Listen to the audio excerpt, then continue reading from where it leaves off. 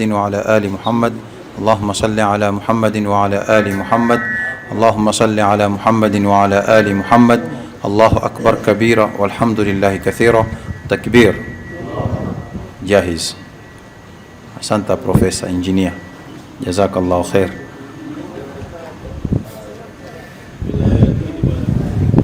Bila wewe hapa mambo watu wote wajua. Inshallah. Assalamu alaikum wa rahmatullahi wa barakatuh. Alhamdulillah, thanau lillah, salatu wassalamu ala rasulillah sallallahu alayhi wa ala alihi wa sahbihi ajma'in. Wa ba'd. Ni taufiki ya Allah kutuwezesha na kutuwafikia tukarudi tena katika kikao chetu cha kila wiki hapa katika msikiti wetu wa Mandri. Kikao hiki ambacho kimechukua jina kubwa sana la Mandri Motivational Class, Creating Awareness to the Society. Klasi hii tuipenda na huwa tuna hamu kila siku lini itafika time kama hii, na alhamdulillah imefika, na Mwenyezi Mungu ameweza kutuwafikia kufika katika sehemu kama hii. Mwenyezi Mungu atuwekee katika mizani ya hasanati zetu. Congratulations kwa maratibu wetu, wazee wetu ambao kila wiki tuko na nyinyi pamoja hapa. Nyote kwa jumla tunawapongeza, na Mwenyezi Mungu atawajalia amali hii ya kukaa katika msikiti iingie katika mizani ya hasanati zenu. Tusisahau kusema nawaitul ukitia na itikaf unaandikiwa thawabu mpaka utakapotoka. Pia tunawapongeza vijana kwa kujitolea kwa kuja kwenu katika nyakati kama hizi kwa ajili ya kufaidika katika klasi kama hizi. Klasi kama hii imekuwa very famous, imejulikana kwa nidhamu zake na utaratibu wake. Mwenyezi Mungu Subhanahu wa Ta'ala atazidi kutuonyesha miujiza yake katika klasi yetu kama hii. Tukitambua hudhuri ya ndugu yetu kiongozi wetu, mzee wetu Mahmud Jahadhmi, tuko na yeye leo. Karibu sana. Leo tumekuwa na yeye pamoja kutoka Ganjoni kule, na tutamjua hali yake. Mwenyezi Mungu ampe afya inshallah. Amin inshallah. Pia tukitambua hudhuri ya mwenzetu ambaye ni the right hand wa Babu Ali, kila siku yeye yuko na vijana, mpaka jina babu akambadilisha, badala ya kumuita Omi kwa jina la babake akawa ni nickname yake ikawa ni Omi the kids. Na safari hii alhamdulillah alipata bahati ya kwenda katika viwanja vitakatifu vya Maka kwenda kufanya ibada ya haji. Mwenyezi Mungu amtakabalie, na sisi tu watamuuliza tena, je, ulipokwenda kule ulitukumbuka na sisi? Sisi tutaka hilo tu la kukumbukwa, na inshallah siku ya leo dua mwisho itakuwa yake, yeye ndo atatuhitimishia na dua.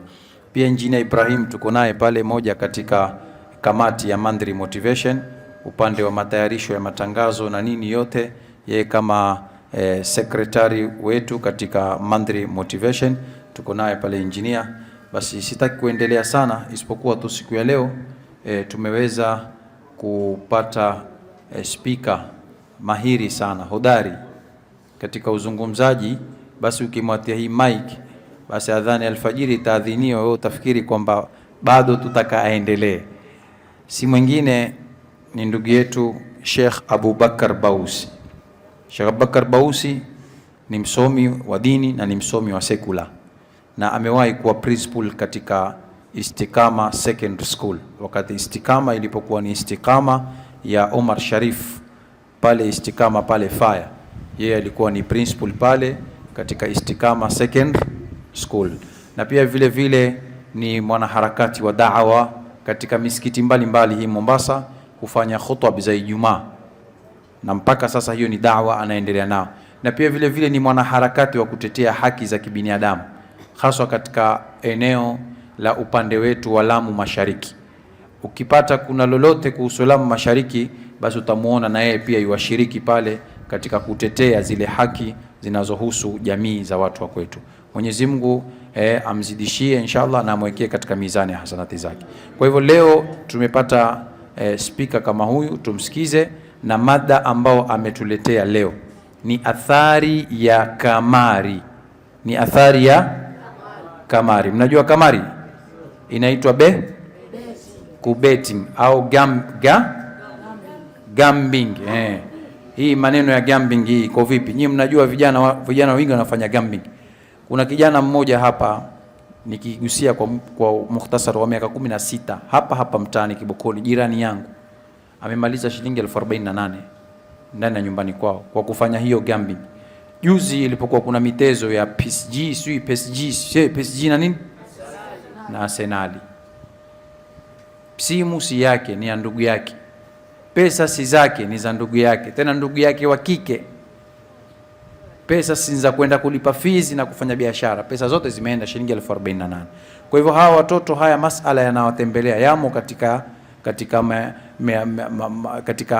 katika miongoni mwao kuna wanaoyapitia.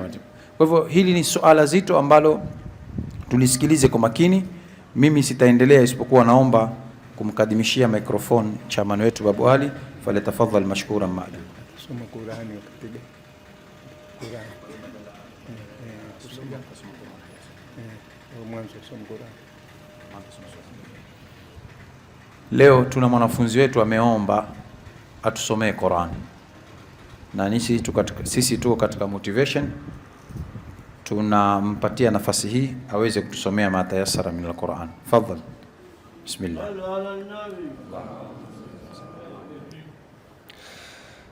أعوذ بالله من الشيطان الرجيم. أمن هو قانت آناء الليل ساجدا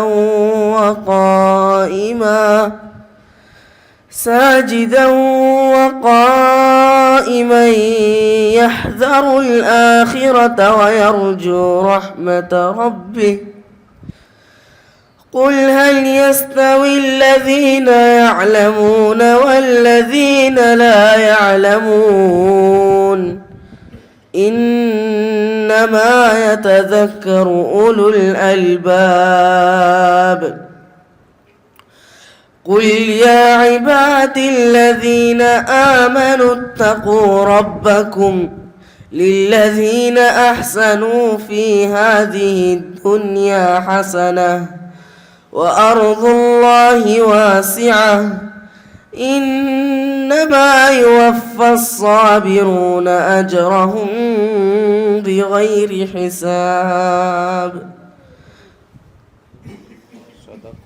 صدق الله العظيم. ما شاء الله، صدق الله العظيم. تكبير.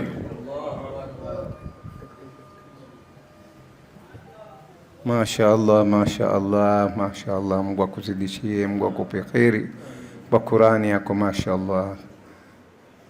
Assalamu alaikum warahmatullahi wabarakatuh. Mimi nafasi ni fupi kwa sababu na tukua nafasi hii kumkaribisha shekhe wetu leo. Amejitolea na topic nyeti sana ambayo atakazungumzia vijana na vile vile mtego huno mpaka watu wazima wamo ndani. Nikianza kueleza visa ambavyo mimi nimeviona vya kamari, basi nafikiri itakuwa ni muda utakuwa zaidi, lakini mimi naomba vijana tumkaribishe shekhe wetu na tumpigie slogan yetu, ajue what is our stand, sisi msimamo wetu uko vipi. Najua tayari amejitayarisha, lakini apate kujua what kind of audience yeye yuko nao. Vijana, mimi nazungumza na nyinyi kama kawaida yetu. Naanza na trial mwanzo. Subhanallah, mashaallah. Hakuna muda kuchukua kabisa, watu wako tayari kabisa. Ujumbe, tuko hapa kumtumikia Mwenyezi Mungu. Sheikh Abubakar, kuwa makini, wasikie watoto wetu what is their stand. Here we are ready to serve Allah. Here we are, ready to serve our beloved Prophet. Here we are, ready to serve our parents. Here we are, ready to make a difference. Here we are, saying no to drugs. Let come what may. It's a do or die. It's not over until we win. Ya Allah, please help us and guide us.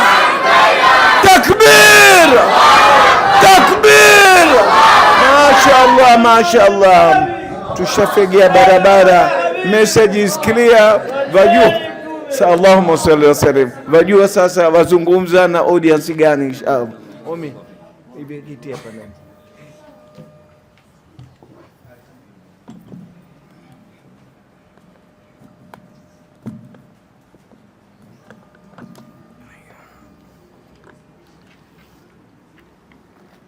Assalamu alaikum wa rahmatullahi wa barakatuh.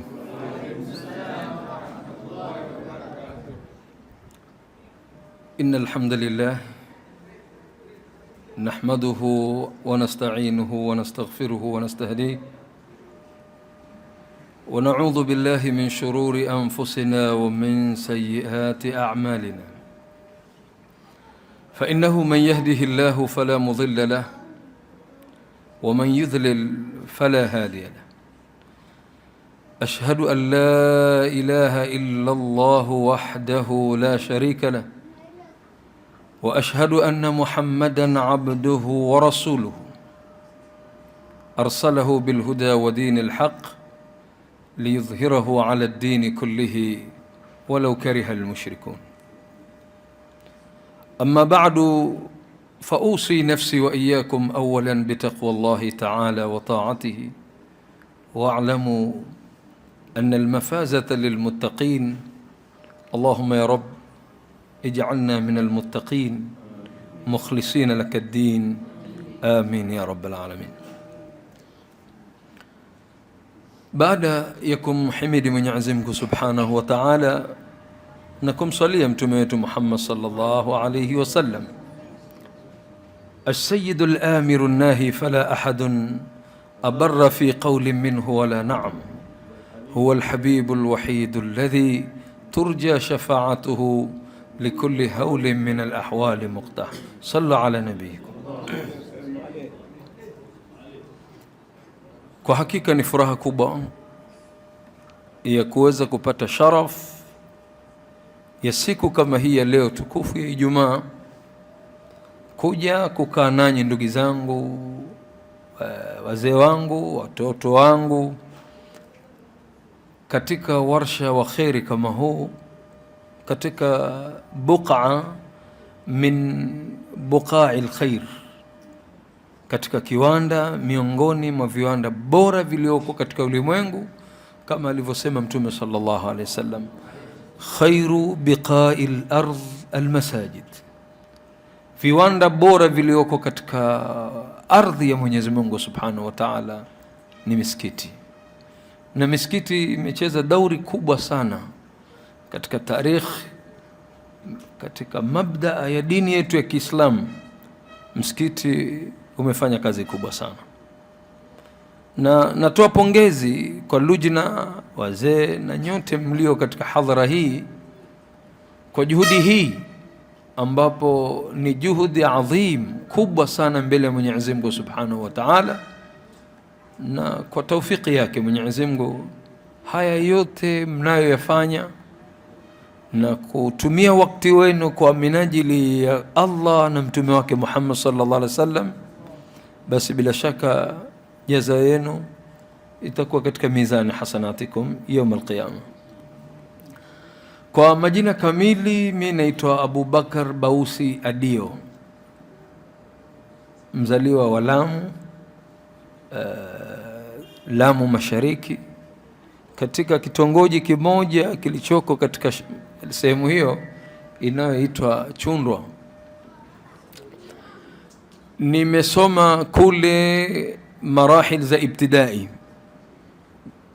Baada ya hapo nikafanya iltihaqi ya kuja Mombasa, nikajiunga na Mahdi Kisauni, nikatakharaj katika marhala thanawiyya, na sahihi nimefanya iltihaq kufanya Bachelor of Arts katika Islamic Studies and Arabic language. Harakati zangu nyingi ni za da'wa kama alivyotangulia Sheikh Badi kutueleza, na da'wa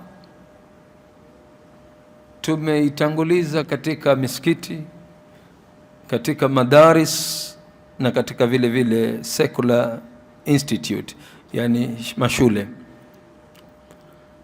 Nimekuwa principal kwa muda wa miaka 9, mwalimu wa kwanza kabisa kuintegrate Istikama group of schools, hapo tukiwa na Istikama moja, na sahihi kuna branches tofauti, lakini mimi ndio nilio integrate.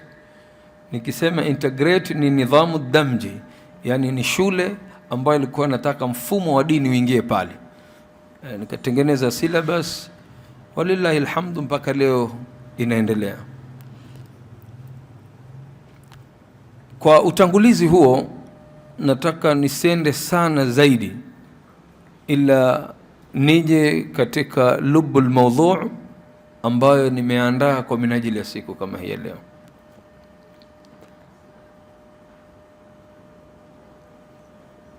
Hii mawdhu' ni mawdhui ambayo tuzalzilul qulub, ni mawdhui ambayo inatingisha mioyo, si kwa kila mmoja, lakini inatingisha mioyo kwa wale ambao wana chembe za imani, inatingisha mioyo kwa wazazi ambao hawatamani watoto wao waweze kupotea, inatingisha mioyo kwa vijana ambao lau watasikia athari zake na madhara ya tatizo kama hili la kamari, basi Allah hutia taufiki kwa kila yule ambaye ana moyo wa kutaka kujua lipi la haki nilifuate na lipi la batil niliepuke. Mungu atujalie mimman yastami'una alqawl fayattabi'una ahsana. Min akhtari ma yufsidu alqulub. Naanza na utangulizi huu kwamba katika mambo ya hatari yenye yafisidi hasa mioyo, kwa sababu mwanadamu kuanzia kichwa chake mpaka miguu yake pana kipande cha nyama, kitakaposuluhia kile kikawa salih, basi salaha aljasadu kullu.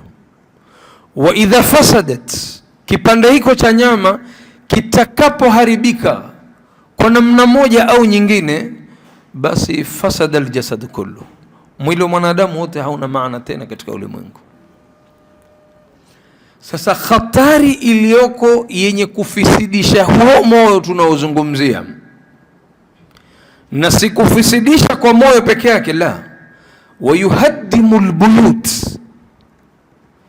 kitu hicho pia huporomosha na kubomoa nyumba ambayo ilikuwa imestakiri vizuri kimaadili, kiheshima na adabu, kwa kulinda hadhi ya familia ile. Kupitia kwa tatizo la kamari, nyumba zikaharibika. Wayazra'u al-adawa, na inapanda mbegu mbovu sana katika mujtamaa wa Kiislamu, nao ni mbegu ya uadui kupitia kwa kamari. Haya ndiyo mambo nyeti ambayo ningependa kuyafanya kama utangulizi wa darasa yetu ya leo. Ndugu wa Islam, Mwenyezi Mungu Subhanahu wa Ta'ala amezungumza na kutoa onyo kali sana. Mufassir al-Quran au mufassirun wanatuambia tahdhiran shadidan yuzalzilu alqulub. Katika aya zilizoko ndani ya Qur'an kuna aya ambayo Allah ametoa onyo kali sana, onyo ambalo kwa wale wenye chembe chembe za imani ya Kiislamu zile nyoyo za tingishika wanaposikia tahdhiri kama hii kutoka kwa Mwenyezi Mungu Subhanahu wa Ta'ala. Tahdhiri gani? Yaqulu tabaraka wa ta'ala fi muhkami tanzili ba'da a'udhu billahi minash shaitani rajim ya ayyuhalladhina amanu. Huu ni mwito wa Mwenyezi Mungu Subhanahu wa Ta'ala, na mwito huu specifically Mwenyezi Mungu amewalenga ambao wamekubali kumwamini Mungu na kumtii Mtume Muhammad sallallahu alaihi wasallam. Ananadi Subhanahu wa Ta'ala min mala'il a'la, anampa amri ile Jibril anapasua mbingu 7 mpaka duniani kwa sayyidul anbiya'i wa imamil mursalin Muhammad ibn Abdullah. Allah anamwambia Jibril, teremka haraka sana uende mpaka kwa Muhammad, umwambie nidai hii yatoka kwa Mwenyezi Mungu, si kwa kila mtu, specifically kwa wale wanaotangulizwa na jina la almu'minun. Inapokuja amri na nidai ya kuwahusisha waumini, bila shaka huwa hiko ni kitu kikubwa sana. Ikiwa ni amri, ujue ni amri kubwa, na ikiwa ni katazo, basi ni katazo kubwa sana. Halihitaji maskhara katika kutekelezwa. Ikiwa hilo jambo ni zuri la kufanywa, basi fauran lifanywa haraka, na iwapo ni katazo, basi katazo lile watu wacha kuliacha, ni yafaa wakae mbali kwa maili kubwa sana, kwa sababu hana mchezo Mwenyezi Mungu Subhanahu wa Ta'ala katika amri zake. Wala Mwenyezi Mungu Subhanahu wa Ta'ala hafanyi maskhara. Mnajua umbali wa mbingu ya kwanza hadi kufikia ya pili, urefu wake ni kama hivi tulivyo katika ardhi kuitazama ile mbingu ambayo ni samaa dunia. Zimeshindwa ndege kufika kule, ndugu Waislamu. Wameshindwa majini kwa namna walivyojidai kuwa na uwerevu na uweledi wa kuyajua mambo, kufika katika samaa dunia kwa umbali wake na ulinzi mkali wa Mwenyezi Mungu Subhanahu wa Ta'ala. Sasa chukua mfano kutoka ardhini mpaka uwingu wa kwanza, ndiyo mbingu ya pili iko hivyo, ya tatu iko hivyo, ila samaa dunia, ila samaa as-sab'a, mpaka uwingu wa 7. Jibril anaitwa na kupewa amri kama hii, teremka nao mbinguni, ardhini kwa Muhammad sallallahu alaihi wasallam. Nini Allah anawaletea waumini? Ni mambo gani makubwa Allah anamtoa Jibrili juu mpaka katika ardhi kwa minajili ya waumini? Allah anasema innamal khamru wal maisiru wal ansab wal azlam. Mambo manne haya Allah Subhanahu wa Ta'ala amemteremsha Jibril kuja kwetu sisi waumini. Na katika majambo yanayoandikwa katika Qur'anul Karim, iwapo Allah ameleta mtiririko wa mambo, basi awailuha, lile la kwanza linakuwa ni ashad, na linaenda kwa daraja sampuli hiyo hiyo. Kwanza limetajwa al-khamr. Wal khamru, wengi wetu sisi tutafsiri pombe, lakini khamru huwa kulla muskirin au kulla ma yukhammiru aqla al-insan. Khamri ni kila ambacho kitaweza kugeuza akili ya mwanadamu kwa kipindi kile kisiwe katika hali mzuri, iwe bangi, iwe miraa, iwe uraibu wa aina wote ule tunaujua kwa majina khamr. Lakini mbona tukaitafsiri khamru kama pombe? Kwa sababu ndio ulikuwa uraibu ulioshtadi wakati huo aya kama hii ikiteremka, ili watu wasizikhamiri hizi akili zao, kwa sababu mwanadamu hutoka katika makamu yake, irdhi yake inaponyoka. Leo tuangalie mtu mzima mwenye heshima zake, ameenda kazini, nyumbani ni baba, nyumbani ni mume, lakini anapotumia uraibu wowote unaomtoa katika mizani, heshima yetu inaporomoka pale. Unamwona mtu na maana zake, yukojoa barabarani, yuanguka barabarani, yutusi watu matusi mabaya mabaya. Kesho kija kumwambia, jana mbona ulifanya vitu kama vile, asema wallahi ilikuwa siko vizuri. Kivipi? Kumbe ametumia uraibu. Sasa Mwenyezi Mungu akaona mwanadamu huyu niliyemfadhili kuliko viumbe wote ulimwenguni, na fadhila kubwa ni kule kumpa akili. Iwapo atatumia kitu kama hiki, ataweza kuiharibu akili yake. Kwa hivyo, innamal khamru, hakika ya hii pombe, wal maisir, na hii kamari, kwa majina yatakaozungushwa kwa namna yatakavyoeleweza na watu. Kamari iwe ni beti, iwe ni whatever, hakika vitu kama hivi Allah subhanahu wa ta'ala amevipa jina rijsun min amali shaitan. Ukitaamal tamko rijsun, ni kitu kichafu mno, mutnan, chenye harufu mbaya sana. Kwa hivyo haya manne yaliyozungumzwa na Mungu, likiwemo la pombe na kamari, ambao ndio hadafu ya mazungumzo yetu khalisa ya leo,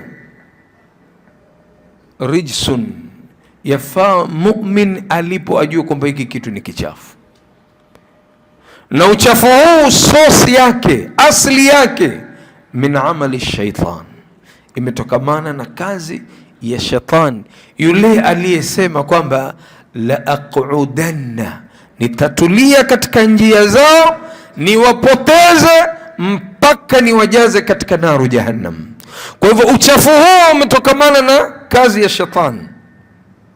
Allah baada ya kututajia mambo hayo na kutuambia asili ya mambo hayo yalipotoka, alitupa amri moja kubwa sana, ndugu Waislamu. Alisema fajtanibu, jiepusheni na hivyo vitu. Hapa Mwenyezi Mungu Subhanahu wa Ta'ala ametumia neno al-ijtinab, asema fajtanibuhu, jiepusheni nayo. Hakusema Mwenyezi Mungu fatrukuhu, achaneni na vitu kama hivyo. Alitumia neno ijtinab kwa sababu kujiepusha na kitu ni ukae mbali sana, tofauti na kuacha kitu. Kuacha yaweza kuwa kitu kiko karibu yako, ukaambiwa hiyo simu uliyoshikilia mkononi iwache, kwa sababu iko mikononi mwako, iko karibu yako. Lakini jiepushe mbali, ina maana usikae karibu na vitu kama hivyo. Maneno Mwenyezi Mungu yana falsafa kubwa sana. Allah Subhanahu wa Ta'ala alitumia neno jiepusheni mbali na hivyo vitu, kwa sababu kuna faida na khasara. Faida ni kwamba mtakapojiepusha na vitu hivyo, la'allakum tuflihun, mtafaulu.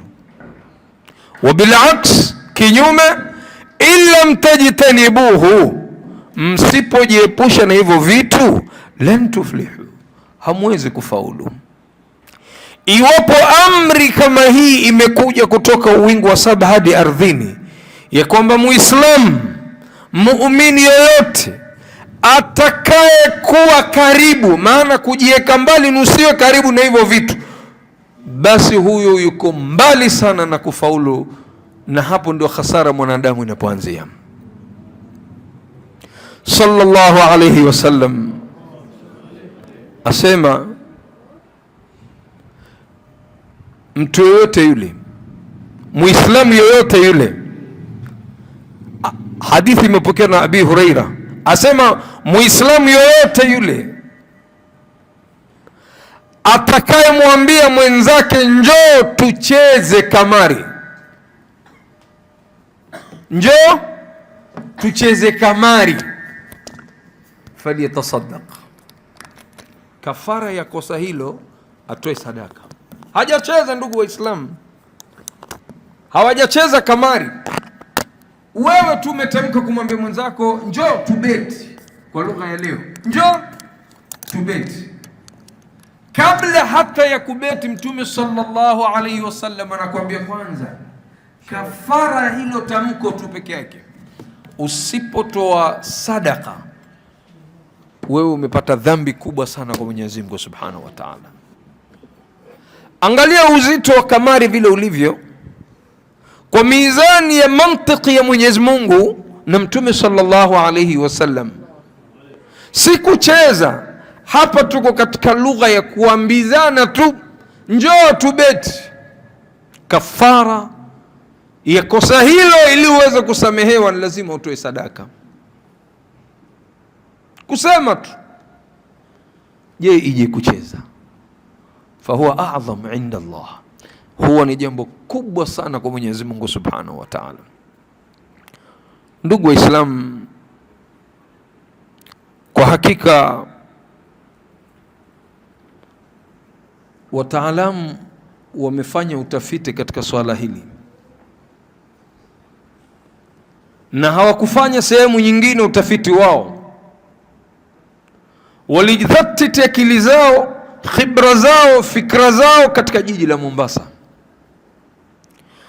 Utafiti wa vijana wa Mombasa na kamari, hiyo ndiyo heading yao. Walisema la kustaajabisha sana tofauti ya Waislamu na wasiokuwa Waislamu katika zoezi hili. Si kwamba Waislamu peke yao ndio wanacheza kamari, la, wasiokuwa Waislamu pia wanacheza. Lakini lililowastaajabisha katika research yao, wadogo zaidi ni katika dini ya Kiislamu.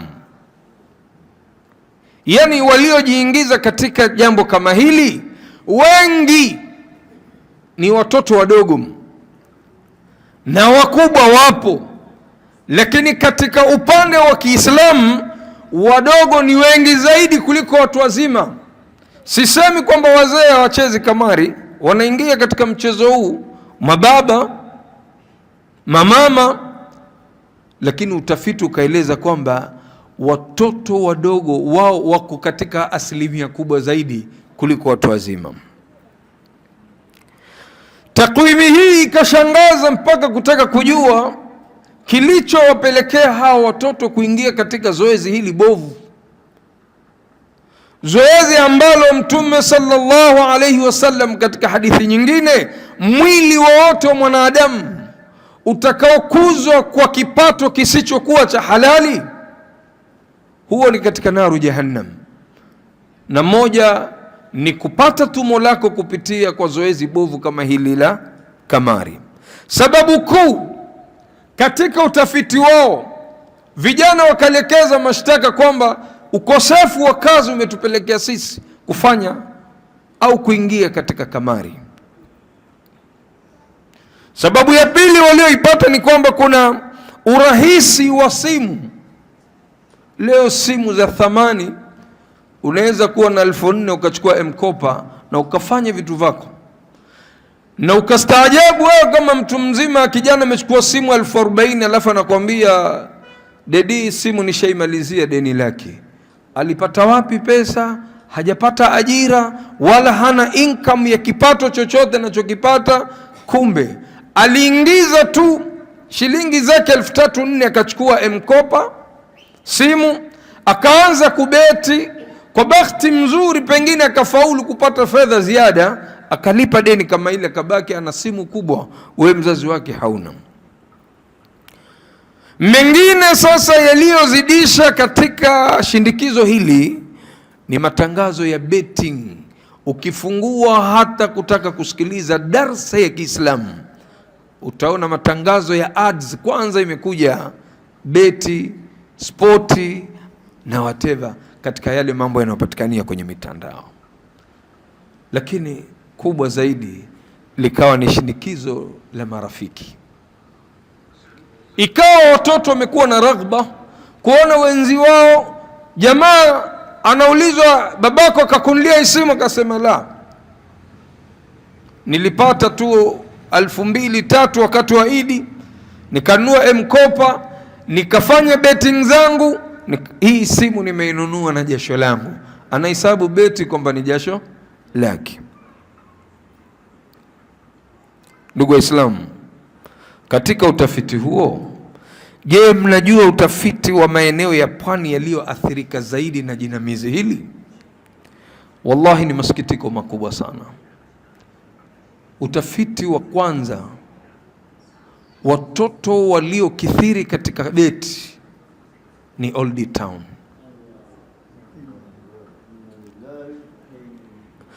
Utafiti ukaeleza sehemu nyingine Kisauni, sehemu nyingine Changamwe. Katika sehemu tatu hizi, Likoni, Kisauni, Changamwe na Old Town, mwambao mzima huu wa Coast Region hatuna haja nao. Kwanza tuizungumzie Mombasa. Hivi ndivyo vijiji viko mpaka katika internet kuelezwa kwamba hawa wamebobea zaidi na wameingia katika mtego huu kikamilifu.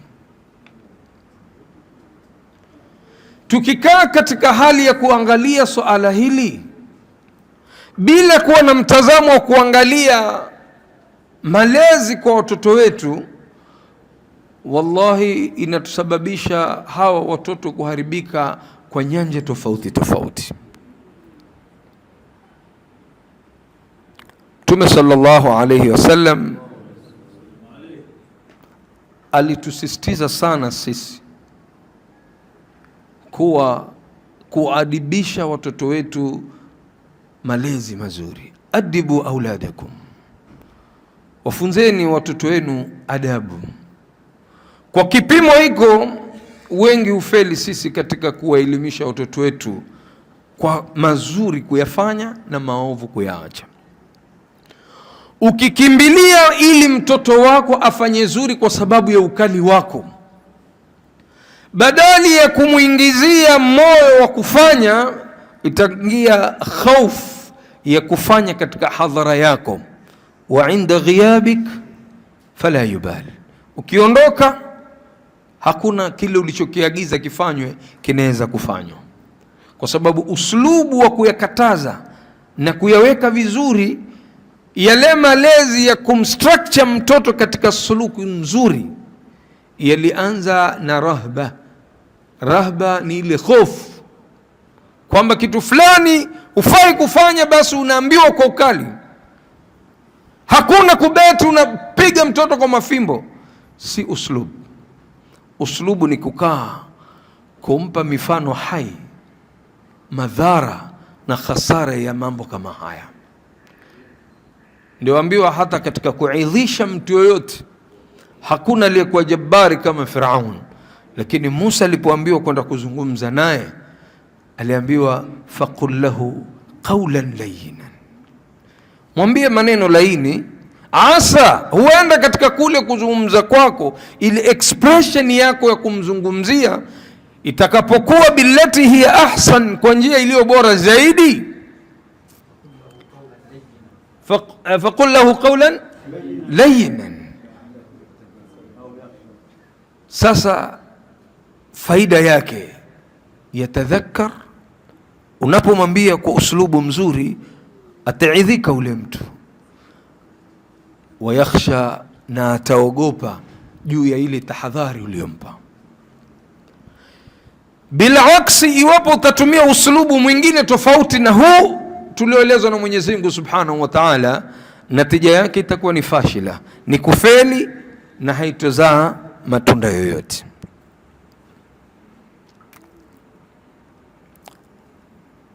Sasa tuje katika changamoto za maambukizi haya ya kamari.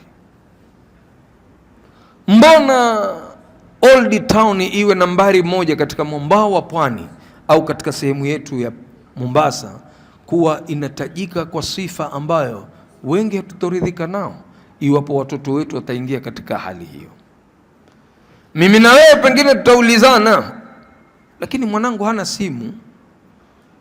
Mwana yule anaweza kuambia nipe nicheze games. Ndicho kisa alichotoa Sheikh Badi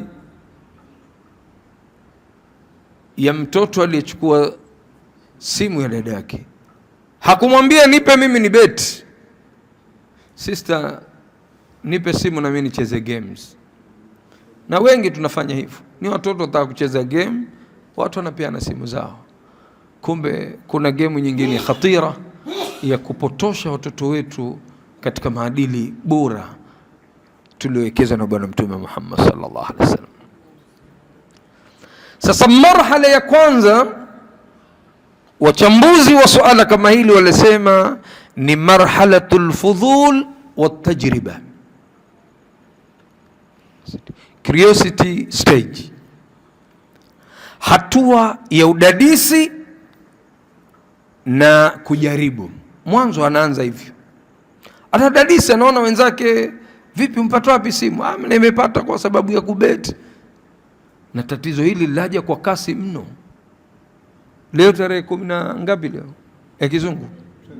12. Nafikiri leo kandanda inaanza rasmi. Ilianza jana, naam.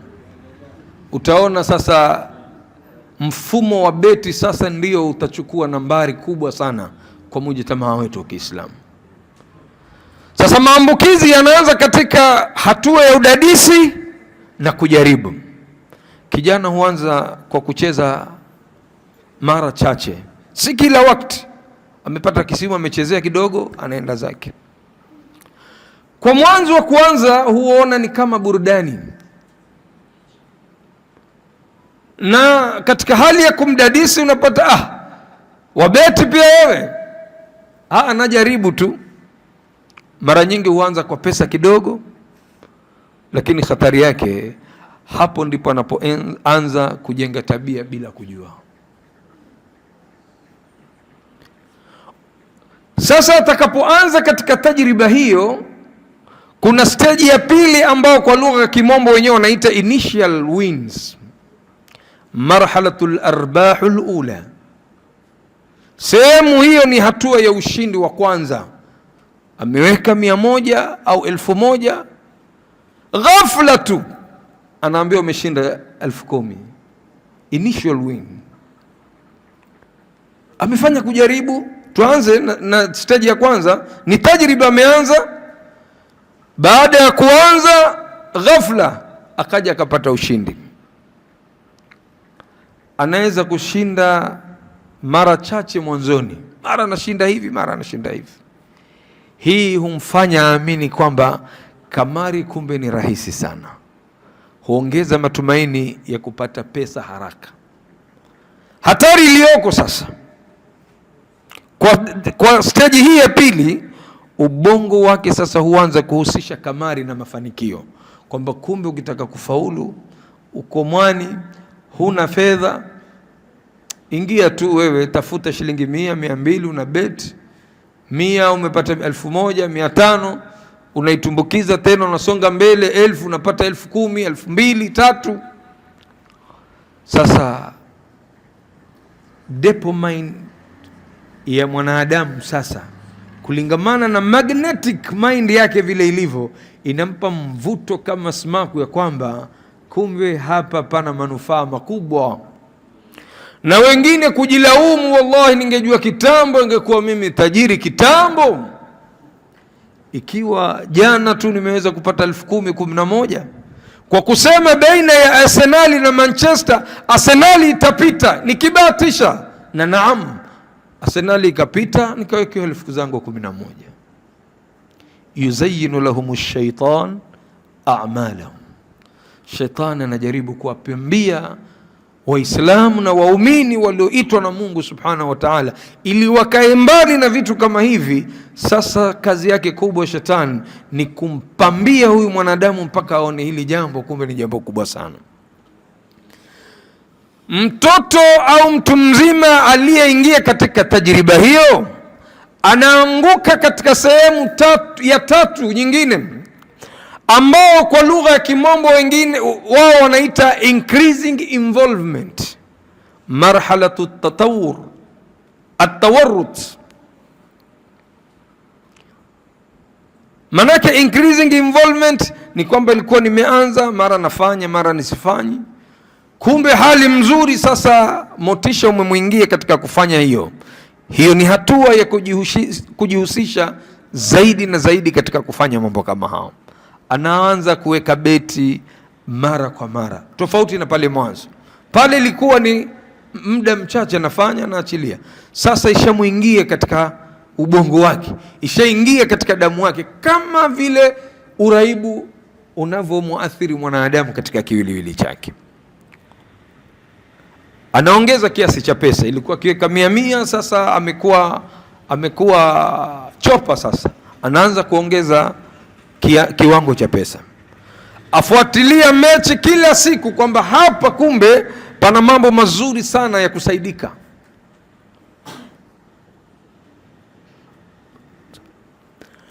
Kamari inakuwa ni sehemu ya kawaida katika maisha yake. Atatoka ende zake shule, lakini wallahi akija kuweka begi hakumbuki sala, hakumbuki chochote. Ikiwa hana simu, utaona swali la kwanza anakwambia, baba au mama, naomba simu na mimi kidogo nicheze game. Kwa akili zetu na mapenzi yetu ya ziada yaliyokosa hudud, utaona mtoto amekaa skuli kutoka asubuhi mpaka jioni, saa ina ya maskini mwacha jipumbaze. Kumbe ajipumbazi, yajiangamiza, na sisi ndio tunawapa kuwaingiza katika shimo kama hilo. Kamari inakuwa ni sehemu ya kawaida katika maisha yake. Sasa ikija stage ya 4, kile tunachokiita kwa lugha ya Kiarabu marhalatul khasaratu almubakkira, early losses. Sasa akibet anakuta anakosa, akibet anakuja anakosa. Mbona mambo yamegeuka sasa, inakuja kivingine. Sasa kwa kuwa ishamuingia ndani ya damu yake, kule kuluzi kwake yeye haimpi ni khasara, anakuja tu ni bahati mbaya. Mbona juzi nilipata 11,000, kwa hivyo anabahatisha na kubahatisha. Ndiyo yale yanakuja kama alivyozungumza Sheikh, 47 zote hizo hazikuenda kwa mpigo mmoja. Ameanza na 10 zimeliwa, ameanza labda 5, 6, akitahamaka pesa zote katika simu imefanya nini? Amemaliza. Mnajua hasara iliyotokea kwa kijana huyo? Ilimlazimu akimbie nyumbani. Simu umeniomba kuchezea game, mbona pesa sufuri, hamna kitu? Aliogopea maswali kama hayo ambayo hatakuwa na majibu nayo. La kusaidika kulingamana na akili zake nikimbie vyovyote itakavyokuwa, lakini niwe mbali. Alipotea kijana zaidi ya wiki 1, 2, sijui 3, haonekani nyumbani. Hasara nyingine zinaleta mpaka sasa majumba kuharibika. Maana mume atakapokuja pesa 47 hakuna. Kwa nini umpe mtoto simu? Malumbano yaanza. Iblisi hapo hapo anapiga firimbi kwa jeshi lake. Nani ataenda kutalikisha wale watu? Kinateremka kikosi rasmi kwa ajili ya kuvunja ndoa, sababu kamari. Wanagombana, kwani mimi nilimpa acheze game bwana, sikumpa afanye hivi. Matusi, vita, kutokuwa na hiwari ya heshima. Pale pale anatoa amri, ikifika jioni kama sipati pesa yangu mimi nishakutaliki. Mke anakuambia sina mahali nikazitoa hizo pesa. Ikiwa umechukua maamuzi hayo, sawa, ndoa inavunjika kisa pesa. Hatua ya hasara ya mawazo, ndugu Waislamu, pesa zinaanza kupotea. Kujaribu kurudisha hasara, manake inaitwa chasing losses. Wafuata ile hasara ile kupotea, nimetoka karibu 20,000, natia nyingine ili angalau ziweze kurudi. Chasing losses. Kila wakati pesa zinapotea, huona kama akicheza tena atarudisha pesa. Mzunguko wa kupoteza sasa unaanza, na hiyo ndio hatari inavyokuja. Anakuja polepole mpaka katika stage ya 5 ambao ni dependence stage, marhalatul i'timad wal idman. Sasa lile lishamuingia kama uraibu wake, anahisi hamu ya kucheza bila kuzingatia zile hasara zilizompitia. Kwa kipimo hiko udhibiti wa tabia sasa unaanza kupungua. Nikikwambia hivyo ndugu Waislamu, udhibiti wa tabia inaanza kupungua, mtoto anageuka kuwa mwizi. Labda kakopa kwa mwenzake 10,000, akiwa na matarajio akibete anaweza pata 30, 40, amregeshe mwenzake 10. Hana kazi, ni kijana anasoma shule. Kijana sasa ataanza kuiba nyumbani, na kubwa zaidi la khatari, waliyadhu billah, pengine apate jibaba ambalo halina nidhamu, lianze kumliwati mtoto kama ule, kumuingiza katika sifa mbaya, vitendo vibaya, ili ampe pesa, na mtoto akakhiari ili apate pesa, kwa sababu wa kwenda kujikomboa. Yuko katika stage ya 5 ambayo ni independence stage. Independence stage ikifika ni kwamba wewe lazima ujitegemee kivyo vote, utafute pesa kwa namna yote. Atapita akilaghai wajomba zake na maanti, atapita akidanganya, atapita akiiba. Wacha kuiba katika sehemu za nyumba, ikawa hata si ajabu kuiba ndani ya misikiti. Anaiba simu ndani ya msikiti, anaiba chochote ndani ya msikiti, alhasil apate pesa ya kwenda kufanya nini? Kucheza kamari. Hili ni tatizo sugu ndugu Waislamu. Yafaa tusijipofishe macho yetu sisi kwa kulifumbia macho tatizo kubwa kama hili, ambalo hasara yake kubwa baadaye, na tusiwa ni viziwi wa kutoweza kuyasikia tunaoagiziwa na kuambiwa, tukaona halinihusu mimi, linamhusu mwingine, linahusu jamii mzima kama Waislamu, na jambo letu kufana ni umma wetu uboreke, na hawa ndio mustakbali wetu wa kesho. Sisi watu wazima, umri wetu tena umesonga, hawa ndio tegemeo la kesho. Tutakuwa na utegemezi gani wa vijana kama hawa kuwa viongozi wa kutusalisha msikitini, viongozi wa kutusimamia katika uongozi, viongozi wa kutuhudumia katika sehemu mbalimbali? Hapa pana nyuso za madaktari hawa katika watoto wetu tunaoona. Yule daktari unayomuona Aga Khan na Pandya, unayomuona Coast General, yule alikuwa tu kama hawa. Na mithali hii akiambiwa na watu kama sisi, kwamba hapa nazungumza na madaktari, lakini akiona tu ni kama mazungumzo ya kawaida. Kesho hawa watahadithia alwaqia, hili tukio la leo, kwamba kuna siku tulikaa kwenye Mandhari Motivational Talk, Shekha alizungumza kwamba nazungumza na daktari, niliona kama maskhara. Leo mi daktari, leo mimi injinia. Hawawezi kufika katika marahil kama hizo iwapo tutakuwa na istidad na riaya mzuri kwao, kwa kuwalinda kwa namna inavyotakaniwa. Wacha majirani wenye akili finyo waone kwamba mbona kawakumbatia watoto wake vile huyu.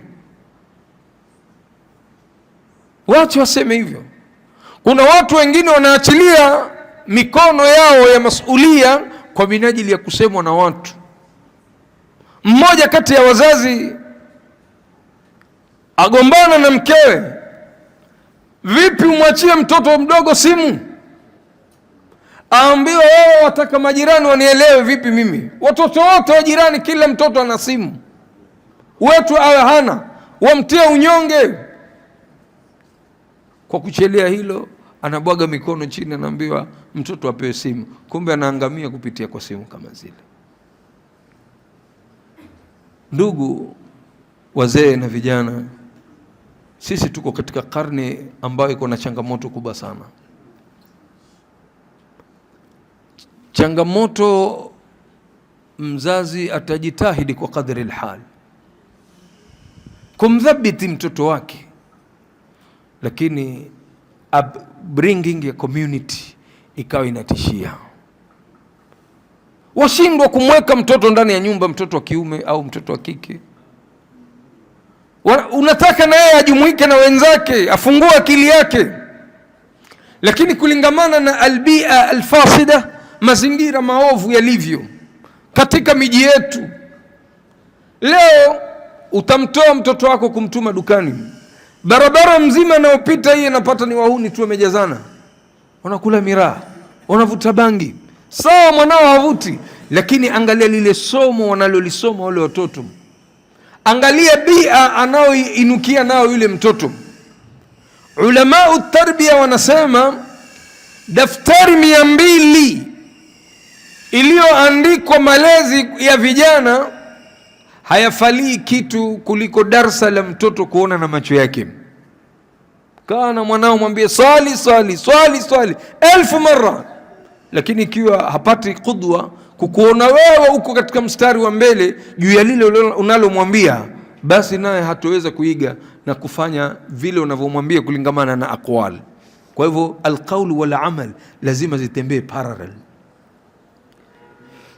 Kwa huzuni iliyoko ndugu, ni kwamba akitoka katika stage ya 5 kwenye jinamizi hili la kamari, kijana anaanguka katika stage ya 6 ambayo ni financial and social problems. Akisha kufika hapa, hii ni marhalatul mushkilat almaliya walijtimaiya, hatua ya matatizo ya kifedha na kijamii. Ikifika hatua hiyo, madeni yanaanza. Ikifika hatua hiyo, stress zinamwanza, mwisho anaangukia katika severe gambling problem, ambayo hiyo ni khatari na ni marhala ya mwisho. Kijana maisha yanavurugika kwa kiwango kikubwa. Kamari mara nyingi huanza kama burudani, kisha kuwa tabia na hatimaye kuwa urahibu unaoharibu maisha ya watoto wetu. Siku zote ujumla wa mazungumzo yaliyozungumzwa, tukija katika khulasa ya mazungumzo haya, ni lazima tukaze kamba kama wazazi kuwadhibiti watoto wetu na kuwa na nafasi ya kukaa nao. Usio ni mzazi saa 12 unatoka kwenda kazini mpaka 12 kama mtoto wa madrasa au wa shule, huna nafasi ya kukaa na mtoto wako kumuelimisha, kumjulisha au kumfahamisha mambo yote. Kwa hivyo wasia kwa wazazi ni kwamba hayo tuyafulie macho. Suala la kubeti ni suala adhim katika khabaith, yale madhambi mama makubwa yaliyokatazwa na Mwenyezi Mungu Subhanahu wa Ta'ala. Moja ni kamari, uraibu, na hizi ni vitu ambavyo vimeathiri jamii yetu, vimeathiri vijana wetu. Kwa hii kazi mzuri mnaoifanya, wallahi Mwenyezi Mungu atawajazi khair, kwa sababu ni kazi bora miongoni mwa kazi zote tunazozifanya ulimwenguni. Kazi hii isiwachoshe, kwa sababu shetani huzunguka pia kila mahali, ya kwamba si jana umesikiliza, leo ndasikiza nini. Anajaribu kukutoa katika morali wa kila jambo. Ningependa kwa uchache wa mazungumzo yangu kuwahusia vijana, birru abaakum, birru abaakum. Nataka nyote mzungumze hii lugha. Hii ni hadithi ya Mtume sallallahu alaihi wasallam. Birru abaakum, tuseme birru abaakum taburrukum abnaakum, wafanyeni mema wazazi wenu, watawafanyeni mema watoto wenu. Kwa kipimo hiko ni kwamba kumfanyia mzazi mema ni kwa siri na kwa dhahiri. Sawa? Do not be a pretender of spirituality.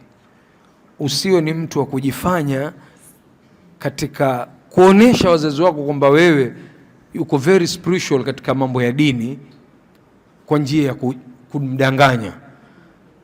hakikisha unachokifanya unakifanya kwanza kwa ajili ya Mungu na Mtume sallallahu alaihi wasallam. Pili, kwa ajili ya kuilinda hadhi ya familia yako. Tatu, heshima yako wewe mwenyewe kama kijana ambaye kesho unahitaji mustakbali mzuri. Tumeelewana vizuri? Na siku zote ukiwa mzuri, Allah atakupa mazuri, na ukiamua kuwa mbaya, Allah hawezi kuamulia kukupa mazuri iwapo mwenyewe umejiamulia wataka mabaya. Mungu awahifadhi, awajalie muwe watoto wema wenye kushika dini insha Allah. Na pengine naam habibi, kama kutakuwa na maswali yoyote kwa upande wenu, mkikosa mimi nitakuwa nayo ya kuwaulizeni. Naam. Tamam.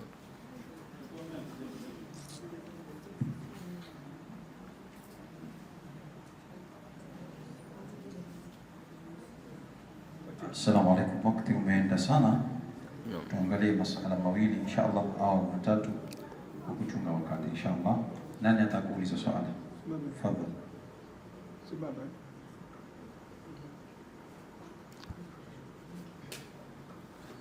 Assalamu alaikum wa rahmatullahi wa barakatuh. Wa alaikum salam wa rahmatullahi wa barakatuh. Kwa majina naitwa Al-Haddad Ahmed, na swala langu ni kwamba siku hizi kumezua stock trading, na ambao mimi naona stock trading ni kama gambling. Kwa nini? Because kawaida kufanya biashara ili upate manufaa, you are actively involved in the business. Either kama wewe ni investor, utatafuta ma connections, utazunguka, utafute buyers. Kama wewe ni agent, sio tu kusupply pesa, si ndio? Ndio. Lakini stock trading, mtu yuweka pesa, labda angalia kampuni fulani, siku hizi yapita pesa pata nyingi, weka pesa katika hiyo stock, alafu yuakaa nyumbani, yuangalia leo katika kompyuta stock impanda, stock inshuka. Stock ikipanda, ile stock alionunua kutumia pesa zake yuauza apate pesa zaidi. Na si ati yuauza hivi hivi, ni it goes back to the company itself. Sasa ile company inatumia stocks kama funds yani. Na sasa wewe watumia ile kama livelihood yako. Je, kweli yafaa ama haifai? Naam. Sheikh Badi tutasaidia.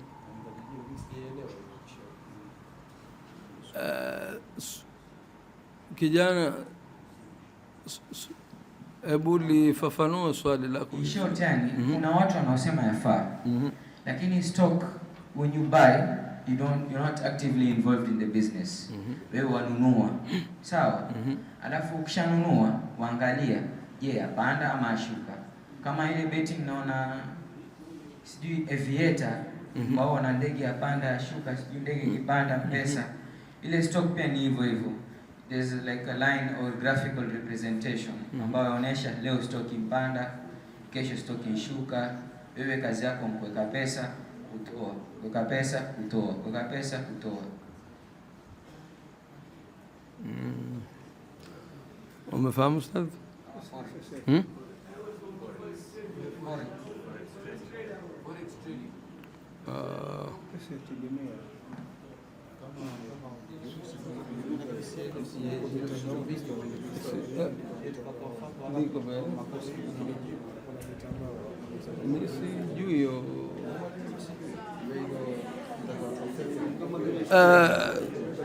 Kijana, swali lako kidogo sijalipatia ufahamu, lakini tutalifanyia bahthi na insha Allah wakati mwingine tukija tutakuja na jawabu lake rasmi, kwa sababu kimimi ni jambo geni silifahamu, na kutolea fatwa kitu ambacho una utaalamu nao si katika jambo zuri. Suala lingine inshallah. Suala lingine inshallah. Sheikh Salim. Bismillah.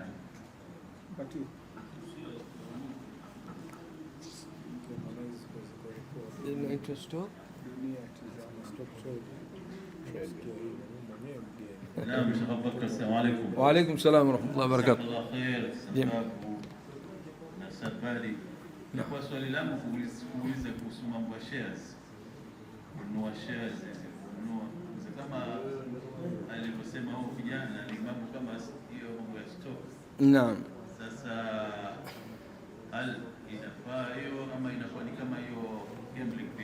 Naam. Swali lako nafikiri liko na similarity na huyu kijana, kama kwa upande mwingine linafanana, na kwa fupi kama ni hilo hilo tutalifanyia bahthi kamil inshallah, tukija tuwe na fatwa zake inshallah biidhnillah ta'ala. Naam. Naam. Wa alaykum salaam wa rahmatullahi wa barakatuh. Kuna mtindo mwingine inaitwa forex traders. Kuna mambo wafungua hiyo app, kisha kama una 2000 ya Kenya money ndio waifanya $2, kisha ukifanya $2 uiweka pale, kisha kuna watu watainunua ile pesa, wakainunua utapata profit, profit itakuja juu, inamaanisha hata ukichange ndio Kenya money imekuja more than 2000 inakuwa umeiweka. Tayeb, maana $2 tu Kenya ni kubwa. Je, Kiislamu ama kidini, je afaa? Tayeb, bimaana kwa lugha nyingine wata tupange warsha mwingine specifically kwa minajili ya fatawa ya hizi, kwa sababu nikikwambia hivi, mimi nimeligusia swala la kubeti nilivyoliona lina uzito wake katika mujtamaa, lakini ulimwengu umekuwa na tatawur wa mambo mingi sana. Sasa kuna vitu hapo ukivitaja tuanza kuulizana, ustadhi forex ni haona vitu kama hivyo lakini umetupatia mwelekeo kwamba pana umuhimu sana. Hizi mada nimezinukuu hapa ziweze kuja kwa jumla, iwe na darasa yake khas ya enea. Tayeb,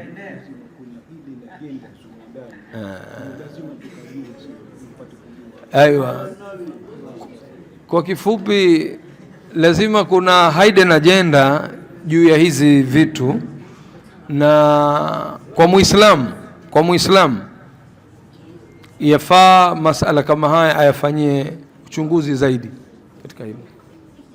Shukran. Mimi mwenyewe nimekuwa nikidua hapa nikiblog. Kumbe kuna mambo ambao sisi hatuyajui, hawa watoto wanayajua, tena mambo ya kibiashara, mambo ya kimitandao. Ndio.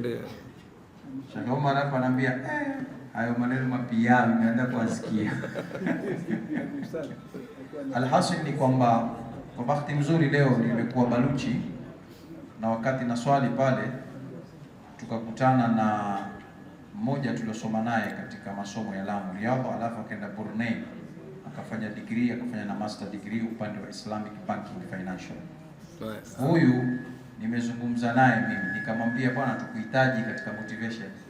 Kwa hivyo kama kwamba ilikuwa tayari ni matayarisho, akaniambia bwana nipangieni na mimi nikiwa na fursa nitakuja. Kwa hivyo hatuna mada nyingine tutakayompa isipokuwa ni mada, kwa sababu ni mtu wa sharia na hizi vitu yeye vielewa na ataweza, kwa sababu ona haya pengine ni misamiati tu imebadilika kwa kilugha ya Kizungu, ndio sisi hatupati kuyafahamu, lakini ikija katika takayufu alfiqhiyya kuja kuletwa katika masala ya kifiqh utakuta pengine ni masala mepesi sana. Inshallah tutampanga huyu ndugu yetu naye atakuja katika masala haya yanayoendelea katika masala ya riba, masala yote yanayoendelea haya atakuja kutuelezea inshallah. Assalamu alaykum wa rahmatullahi wa barakatuh. Wa alaykum salam wa rahmatullahi. Kwa majina naitwa Muhammad Said. Naam. Na swali moja. Naam. Is energy drink haram? Energy drink. Is it haram?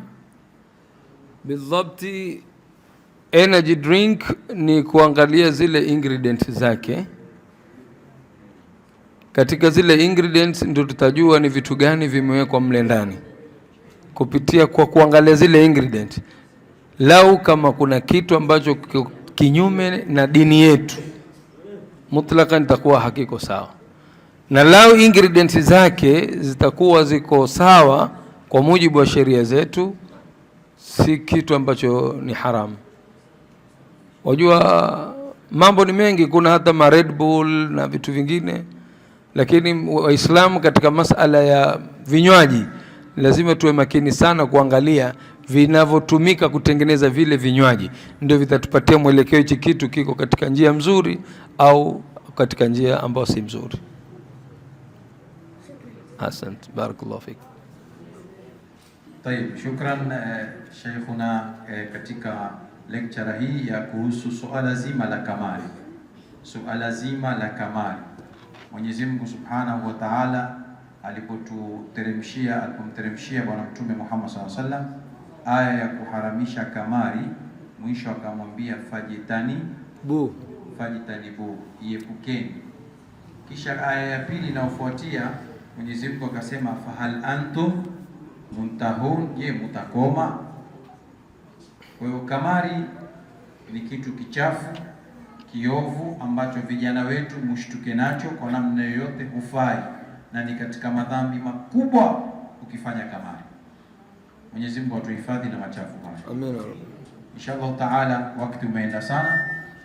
Tukushukuru sana ndugu yetu Sheikh Abubakar Bausi kuweza kuwa na sisi katika klasi hii, na bila shaka umeeleza mada ambao ni muhimu sana kwa jamii na vijana wetu, na Mwenyezi Mungu Subhanahu wa Ta'ala kuwekea katika mizani hasana.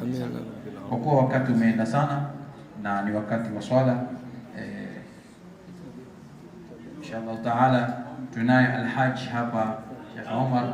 Tulisema kuanzia mwanzo yeye ndo atatuombea mukhtasar wa dua, kwa sababu dua yetu ni fupi sana kwa sababu ya wakati. Kwa hivyo inshallah tupate dua sote kwa pamoja kutoka kwake, ndio ama sio? Inshallah. Bismillah. Inshallah Sheikh Mahmud atatilia Fatiha, alafu yeye atatufanyia dua. Fatiha ila hadhi Nabii Muhammad Mustafa. Fatiha.